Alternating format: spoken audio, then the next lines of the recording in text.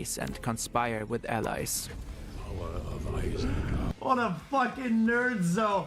What a fucking absolute nerd. Fucking pushed into the locker, fucking lunch money Andy. Is at your command, Sauron, Lord. Basically, Teal is offering Sauron's power to anyone who can afford it. Palantir's promise? Use network analysis to find unforeseen patterns in vast troves of data. This is especially interesting to US intelligence agencies who had collected information on Al-Qaeda conspirators but failed to see the connections till after the attack. In the early years, many users are disappointed with Palantir's service, but their timing is excellent with everyone terrified of another attack. And Teal's chosen CEO is excellent at raising money. His name is Alex Karp. He's another former Stanford classmate. When Osama bin Laden is captured and killed, rumors circulate that Palantir was used to find him. Public interest in the company skyrockets. Based on what's known today about Palantir's abilities at the time, any meaningful involvement is questionable. When media outlets ask Alex Karp about that rumor, he's careful not to confirm or deny involvement. He tends to dodge the question with a smile and imply that some connection is there. Did your company Yo, boy asked the fucking barber, just fuck my shit up. Look at this guy. to track and kill It is my destiny Osama bin Laden? When you open the paper and look in the news about these kind of things, there's a 2/3 chance, depending on the country involved, that somehow my company was involved. One media outlet isn't buying the hype. A gossipy blog called Gawker. According to Max Chafkin, Gawker's Silicon Valley page reports no real link between Palantir and the Bin Laden raid, and suggests the company spread the rumor just to boost sales. Betty Wegg is known for roasting the tech industry back when most news outlets tend to sing its praises. And a favorite target of Gawker's gossip and mockery is Peter Thiel. Thiel will take care of Gawker later. Look like the MZ. Beyond founding Palantir, Thiel spends the 2000s turning tech startups into giants. I was sort of the first angel investor in Facebook in summer of 2004. The business was already tracking quite well. They only needed money to buy more computers. So I think that was always sort of a promising sign. In 2004, he becomes Facebook's first big investor. Thiel not only funds the company, but becomes Zuckerberg's mentor. Now Zuckerberg is one of the richest people alive, and Thiel's investment will net him about $400 million. Thiel doesn't stop there. Through his network, he backs Airbnb, Spotify, SpaceX, and later OpenAI. In 2007, Thiel seems to have spotted the financial crisis early. He bets against the US housing market. The gamble pays off. Yo, if you send your wiener on Facebook, what are the chances the guy can see it? Technically. If you put a A number on it. 60% return in just 6 months. Banks will collapse, 100%, and really? around 9 million Americans will lose their jobs. That's hot. But for Thiel, it's cause for celebration. According to Chafkin, he flies his stuff to Maui with unlimited tabs for food, booze, massages, and surfing.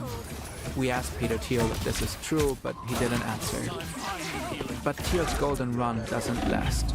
After a string of bad investments and mass redemptions, his hedge fund suffers huge losses and all but collapses.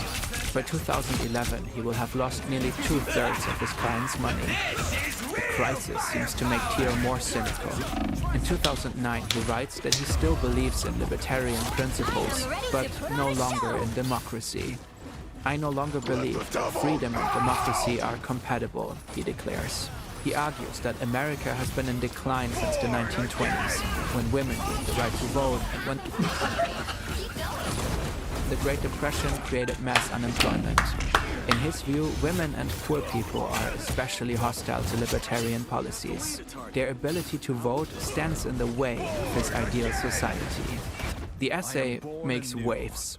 Gawker Media calls him a loopy libertarian, ridiculing him for wishing women couldn't vote. Thiel later clarifies it's not that he wants to take one class of voters' rights away. The problem is that Americans in general won't vote for libertarian policies. So, better to do away with democracy altogether. Meanwhile, Gawker Media gleefully reports Thiel's investment failures. They claim he exaggerates his net worth and make fun of his hypocrisies. Gawker reported on a lot of important topics other media outlets wouldn't touch till much later, like the crimes of Harvey Weinstein and Jeffrey Epstein. But they also posted a lot of arguably cruel gossip. In 2007, they outed Thiel's sexual orientation with a post titled, "Peter Thiel is totally gay, people." Peter Thiel's sexuality was an open secret at the time, but he didn't seem to want it reported. His outing was clearly a violation of privacy. According to The Contrarian, Thiel sees Gawker's coverage as damaging to his business. And plenty of other people have grudges against the site. So Yeah. Thiel quietly funds a team of lawyers to take up their cases. The decisive moment comes in 2012, when Gawker publishes a leaked sex tape of the wrestler Hulk Hogan. Hogan sues, and Thiel secretly bankrolls the fight with $10 million.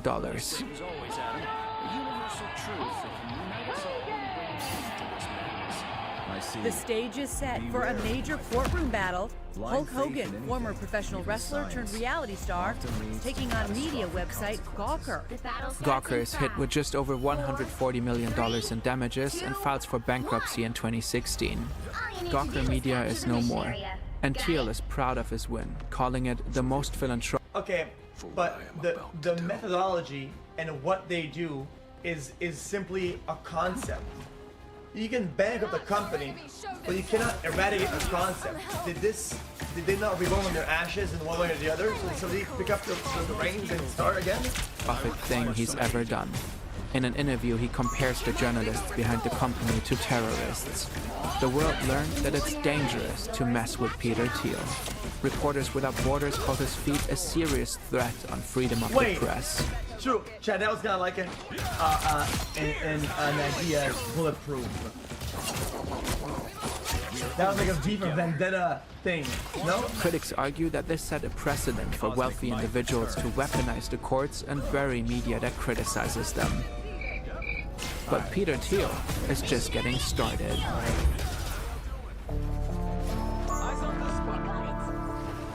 It's often said that two things in life are certain: death and taxes.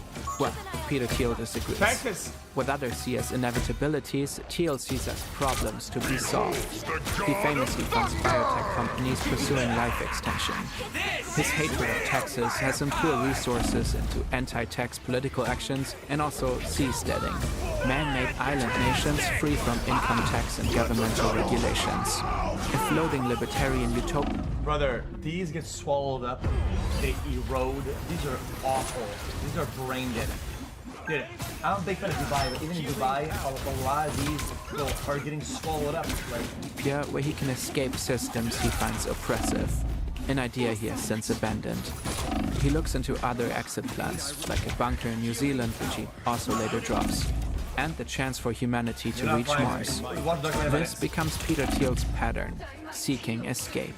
Escape from rules that govern everyone else. But escape on Peter Thiel's scale doesn't come easily. Immortality research and space exploration require massive resources. Changing tax laws requires massive influence. Fortunately for Thiel, his wealth and influence. this is a clear mindset of what I'm doing. I think is better than everybody else's shit. So I should have all these advantages while doing it because it's clearly better. So like, give me more power and give me more ways to do it. But by the companies, influence have grown enormously. So he can attempt to reshape politics to enable his search for escape. In 2007, he does something unusual for Silicon Valley entrepreneurs. He starts funding presidential candidates. His first big bet is the libertarian Ron Paul, a long-shot candidate for presidency, but a politician with a passionate base. Like Thiel, Paul is an advocate for extreme free market capitalism. Hold on. They're also both Five-head. What if you bankroll new candidates and go, come on, man, you gotta just to do split vote so the opponents fucking lose? What if you start bankrolling every other so that the opponents they start to split vote and just they get confused? Too easy. Skeptical of climate change to different degrees. Ron Paul doesn't win the 2008 presidency. Obama does. In 2012, Ron Paul runs again, and this time Thiel is his biggest donor by a long shot. Thiel wasn't really banking on Paul's win. Instead, he was thinking ahead. In an interview with the magazine Slate from 2012, Thiel says he was really campaigning for 2016, building up a strong libertarian base. Thiel seems to want a candidate who will ensure his wealth will be protected, one who will grant more power to the tech industry, and one who shares his view that America is in decline and needs a strong man to become great again. When Trump is revealed as the best candidate to promote those aims, Thiel donates $1.25 million to his campaign. Oh, please. 1 point. That's nothing. That's fucking Cheeto dust. What? That's what? 2016, Thiel takes the stage at the Republican National Convention during primetime.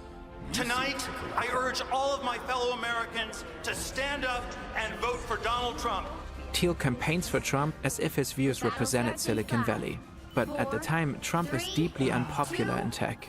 Of the top tech companies in the Valley, not a single CEO donates to Trump's 2016 campaign. And Thiel's support of Trump makes him somewhat of a pariah. According to the contrarian, friends cut ties with him or refuse to discuss politics. Thiel is unbothered. They'll change their tune soon enough. Besides, he's starting to lean into his image as the Silicon Valley supervillain. He reportedly once said, "I'd rather be seen as evil than incompetent." When Trump shocks the world by winning, Thiel is part of the transition team. His role is to appoint people who will disrupt regulatory bodies like the Federal Trade Commission and the Food and Drug Administration. A dream job for Thiel, who's railed against governmental regulation for decades. Thiel reportedly suggests 150 names to Trump. According to Max Chefkin, his list includes Dude, I can't even name 150 Cubans. Oh God. surprise ultra-libertarians, but also very controversial figures. Fringe people from his growing network of far-right reactionaries. Trump only approves a handful of them, the least controversial suggestions that Thiel makes. So Thiel's first attempt at capturing the White House seems to have failed. Politically, Thiel retreats to the background for a bit. He and his partner have their first child, and he seems to focus on family life for a while. But the background is where... Wait, but once again, I'm proven right. The guy goes against, like, unnatural sex, blah, blah, blah, just to be revealed as a gay man. Just like the study that says that people who output homophobia out there, right, get hard when watching gay porn. Hold on, another, add it to the list. Add it to the list. Peter Thiel thrives the most.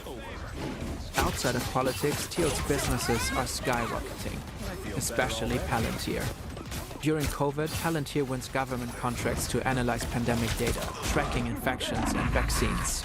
In 2025, Business Insider reports that under the second Trump administration, ICE will use Palantir to track down immigrants who overstayed their visas.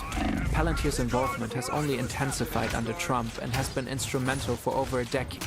This is a bit, There's still so much to do. Guys, if I overstay my visa, this would target me. If you get a visa, like you get a what? A B1, a B2, what the fuck? Right? If I was on my visa, this targets me. This is fine. This is really okay. You shouldn't overstay your visa. Or a visa is a promise of staying at a certain duration for a certain goal. If I say, guys, I'm visiting my uncle in Delaware. Let me in. I'll be back in 3 days. And after fucking 6 years ago, oh, I have a business here. Yeah, I have a few gas stations and I made an empire here. Oh shit, wait, a B2? I forgot about this shit. My bad. Yeah, I mean, you're a criminal. You're a fucker. You're a bitch ass. Yeah, I mean, you should get hunted down by this and then you get deported. What? Administration, ICE will use Palantir to track down immigrants who overstayed their visas. Palantir's involvement has only intensified under Trump and has been instrumental for over a decade, since Obama's second administration. The Guardian reports in 2025 that Palantir provides ICE with tools that help their agents fulfill Trump's aggressive deportation quotas using a vast data network. It includes government records such as tax data from the IRS and private databases like location history from cell phone records. Now Palantir... See, I'm privileged, but that would take away my privilege. That's the whole point. If I was in a visa, he said I'm privileged. This takes away my privilege. You should be for this. I don't get it. See, I'm privileged. If they enforce overstaying a visas, that would fuck me over. That means that would take away my privilege. Thiel also incorporates facial recognition data from Clearview AI, another startup where Peter Thiel is the first investor. The pattern is clear. Palantir thrives in chaos, and chaos is only ramping up. I will leave this universe a better place than it was before. What looks like a political setback with Trump may just be Thiel's chance to plan his next move.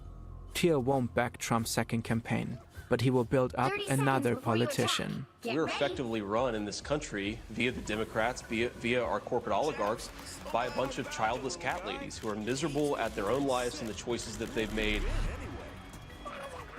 Thiel injects... Chat, this might be a bad take. I feel like when he speaks, he only believes in about half the thing he says. The rest is just something that his party agrees with.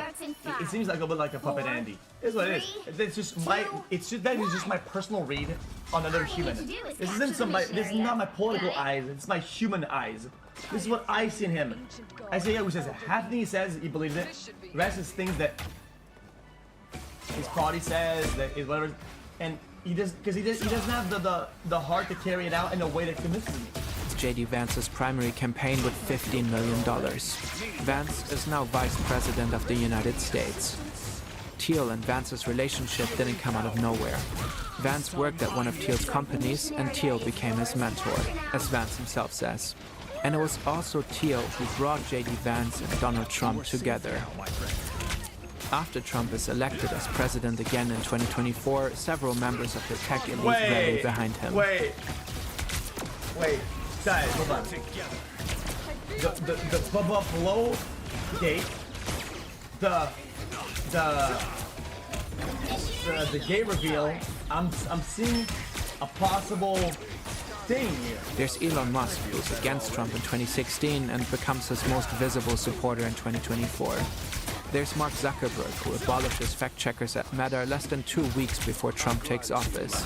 And there's Sundar Pichai, the CEO of Google, who donates $1 million to Trump just before inauguration. At the inauguration of Trump's second presidency in January, CEOs are clearly visible in the front row. But one person isn't there that day. Me! He's in the background again. Me! Peter Thiel. Instead, he watches Palantir's stock skyrocket and toppling the market for much of 2025. The surge is in part fueled by government contracts. And not just in the US. Palantir has been hired by Israeli forces allegedly to enable AI-powered targeting of Palestinians, which the company denies, and by Ukraine in its war against Russia. These and other contracts not only boost Palantir's profits, they also give the company access to extremely sensitive data. Few assets carry more power or more potential for harm. So who decides how it's used? I do. We reached out to Peter Thiel as well as Palantir because we had a lot of questions. Unfortunately, none of them were answered. Fern, buddy. You sent me a DM on my answer because, me and her, you are pal, right? But you sent a DM to fucking Palantir, they're not answering. I'm looking up for you, man. I'm not answering. I don't even get a type of emotion, man. I'm trying to be a friend and tell them how it is. In 2012, Peter Thiel said, "One of the things I like about technology is that when technology is unregulated, you can change the world without getting approval from other people. At its best, it's not subject to democratic control and not subject to the majority, which I think is often hostile to change." A recent venture Thiel backed is called Erebor, a crypto bank named after the mountain in The Hobbit where a murderous dragon hoards treasure. And man, what a bunch of nerds. Buddy, fucking backed up in the locker. Give me your lunch money, Andy. Now Trump is pushing one of Thiel's wilder ideas. Low-tax freedom cities where corporations can operate without federal regulations. We'll actually build new... Guys, I'm actually going to build a new company. You guys know it's called TOR. It stands for the One Ring, as in the One Ring in Lord of the Rings, but also stands for the Old Republic. It stands for the one back in the Star Wars realm. Oh my god, yes. TOR, guys. In our Jesus, man, I can't. These freedom cities will reopen the frontier, reignite American imagination. Freedom cities aren't just for making a lot of money. The goal is also to conduct research without governmental approval. One such place already exists, Prospera in Honduras. You already know who helped fund it. The libertarian utopia Peter Thiel dreams of no longer needs Mars or the open ocean. It's being built right in America. I will leave this universe a better place than it was. So that's for no, I made that up on the fly. I didn't make it up on the fly. I know. I just thought what would be a cringing thing from Lord of the Rings. I thought about the ring as a TOR, and it's oh, what's TOR? I mean, SWTOR from fucking Star Wars. You know what SWTOR? Get ready. SWTOR. Star Wars: The Old Republic. Well, it's not think it would. Now, from looking at the information, it seems like the events will also change. Profile picture up. Have you seen what's in your stream background? What? The battle starts in 5, 4, 3, 2. This is one of the main guys that created Path of Exile, and he made a YouTube video a few days ago called Dark Patterns, Are Your Games Playing You? Uh-oh. This video's peak? I haven't seen it. That's why I wanted to watch it on stream. A few years ago, a friend of mine carried a laptop 6 kilometers through the bush just to log into a game and keep a daily login streak alive. Oh. That's not fun. That's not entertainment. That's a dark pattern. Hi, I'm Chris Wilson. In this video, I want to show you how some modern games manipulate your schedule, your wallet, and even your friendships. You may have heard the term dark pattern before. Yeah. It refers to a design that deliberately manipulates user behavior, usually to get those users to spend money or engage more than they intended. A really great example of this is whenever Diablo 4 had the thing where your icon and your character, your selector, was automatically on the box that said buy the battle pass or renew the battle pass, and there was no confirmation box on it. So you would have somebody that would open up the tab and then double click and then accidentally buy the battle pass. A classic example is a hotel site flashing scarcity cues like, only 1 room left, 4 people are booking right now. You also see services that are easy to sign up for but hard to cancel. Yes. Confirm shaming buttons that say, I'd rather pay full price. Optional extras like shipping insurance being automatically added to your shopping cart. Or pop-ups that say, don't leave yet, you have unpurchased items. Dark patterns like these are increasingly common, to the point where regulators and consumer groups are starting to push back. Thank God. We're late to it. Like, the US is pretty bad with this, the EU is better. Today I want to talk about a less discussed form of dark patterns, and that's their use in the games that we play and make. Given how much money is made by the games industry, it's no surprise that some developers are applying psychological principles to the reward systems of their games. And by some developers, he means all developers. Basically, every single video game that has a store is a situation where the tail ends up wagging the dog.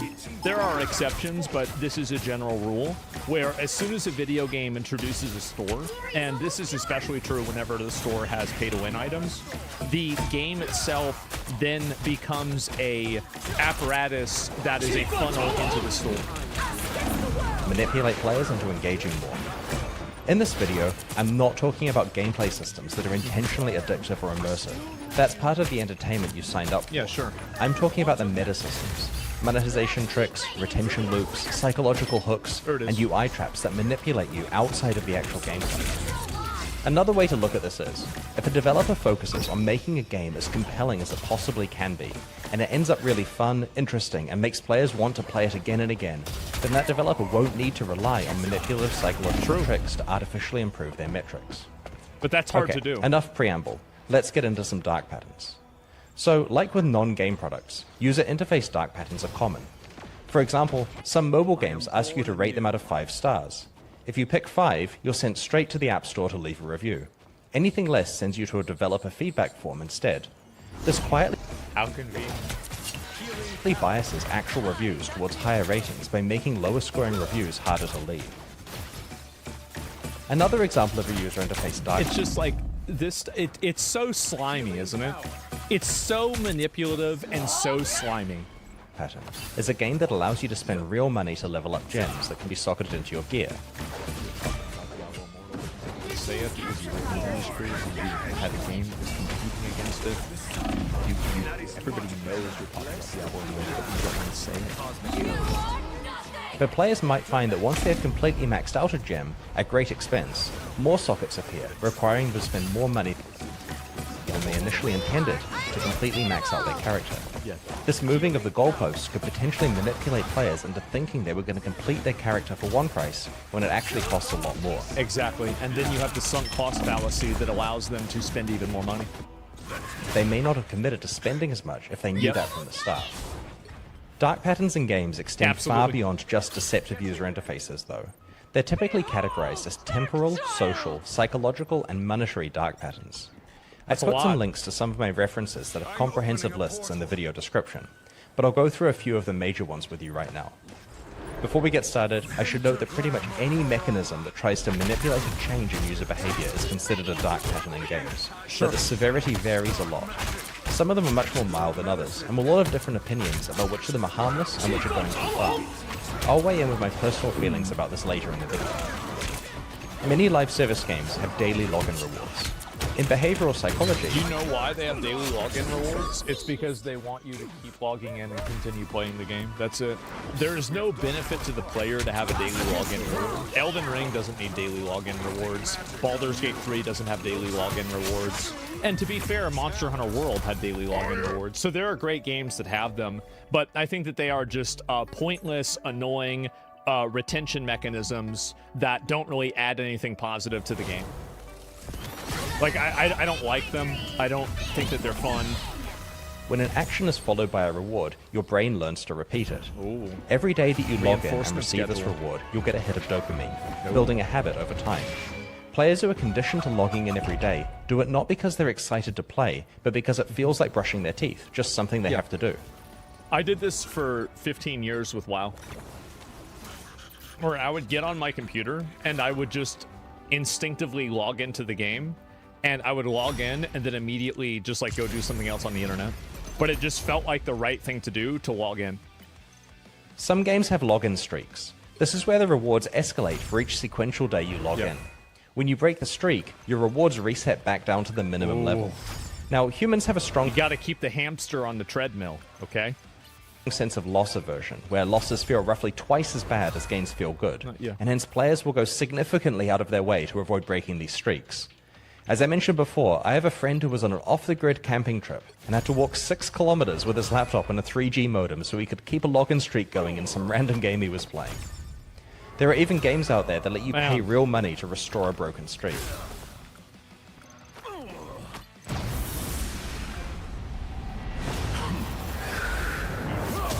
I'm sorry. That is Eater gameplay. Wow. It's embarrassing.